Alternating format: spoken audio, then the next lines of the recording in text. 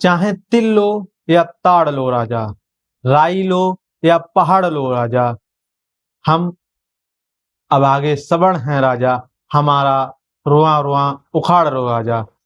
मैं इन पंक्तियों को इसलिए बोल रहा हूं कि कल 21 अगस्त को जब सवर्ण समाज द्वारा जंतर मंतर पे शांतिपूर्ण ढंग से धरना प्रदर्शन किया जा रहा था, उनका मुख्य उद्देश्य था यूजीसी रोल बैक और रिजर्वेशन रिफॉर्म आंदोलन। उनका कहना है कि जात के आधार पर आरक्षण नहीं देना चाहिए, आर्थिक आधार पर आरक्षण देना चाहिए। उनका आंदोलन शांतिपूर्ण ढंग से चल रहा था, फिर भी उनके ऊपर लाठियां चार्ज की जाती है।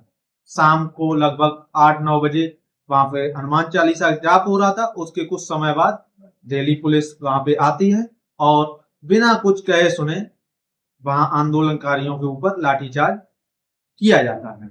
मैं सरकार से ये पूछना चाहता हूं, जब सीजेपी का प्रोटेस्ट चल रहा था वहां पुलिस को भी गालियां दी जाती हैं, सरकार को भी गालियां दी जाती हैं और कई देश विरोधी नारे भी लगाए जाते हैं, लेकिन उनके ऊपर किसी प्रकार की लाठीचार्ज नहीं की जाती है।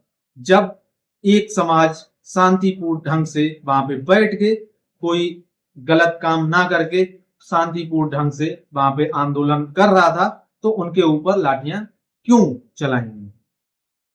वो नौजवान शांतिपूर्ण ढंग से अपनी बात को सरकार के सामने रखना चाह रहे थे। उनका कहना था कि यूजीसी के जो नए नियम आए हैं वो सवर्ण समाज के बच्चों के ऊपर गलत साबित हो सकते हैं, तो इन पे सुधार लाना चाहिए, इनको रोल बैक करना चाहिए। उनका कहना यह भी था कि जो इस समय आरक्षण मिल रहा है वो जात के आधार पर मिल रहा है। उनका कहना है कि ये आरक्षण जात के आधार पर ना मिलके आर्थिक रूप से जो लोग कमजोर हैं उनमें बनिया भी हो सकता है, उसमें ठाकुर भी हो सकता है, उसमें कायस्थ भी हो सकता है, उसमें ब्राह्मण भी हो सकता है और उसमें हर ओबीसी भी हो सकता है, एससी भी हो सकता है।